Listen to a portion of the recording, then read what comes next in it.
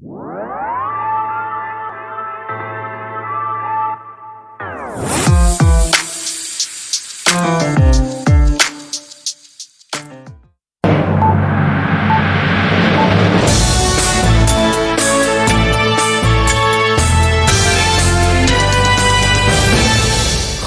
بالقرآن هو إمامنا على هداية الله آمتنا. خليد بالقرآن هو إمامنا على هداية الله آمتنا. كلام ربنا هدايتنا، عطاء جبريل على رسولنا. كلام ربنا هدايتنا، عطاء جبريل على رسولنا. Kekalkan Al-Quran sebagai imam kita, semoga kembali di dalam petunjuknya. Kekalkan Al-Quran sebagai imam kita, semoga kembali di dalam petunjuknya. Kalamullah hidayah bagi kita, diberikan Jibril kepada Rasul kita. Kalamullah hidayah bagi kita, diberikan Jibril kepada Rasul kita. كلام ربنا على نور المصطفى. كلام ربنا على نور المصطفى.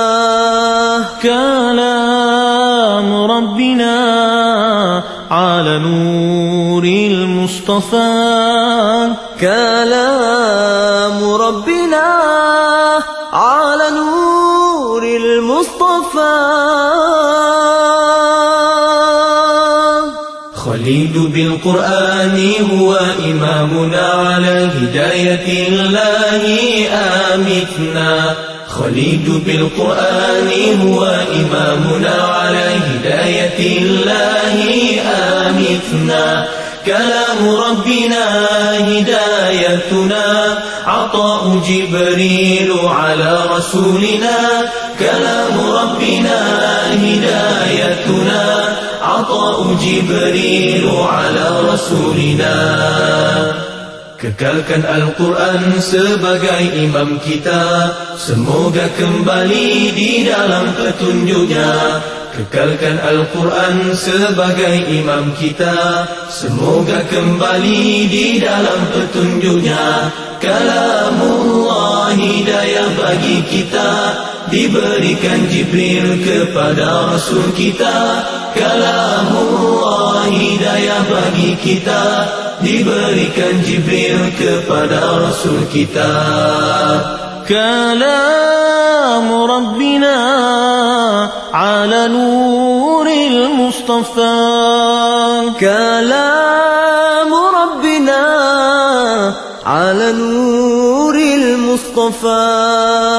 كلام ربنا على نور المصطفى. كلام ربنا على نور المصطفى.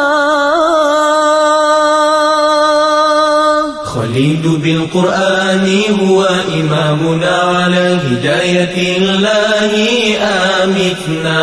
خليد بالقرآن هو إمامنا على هداية الله آمتنا. كلام ربنا هدايتنا، عطاء جبريل على رسولنا. كلام ربنا هدايتنا،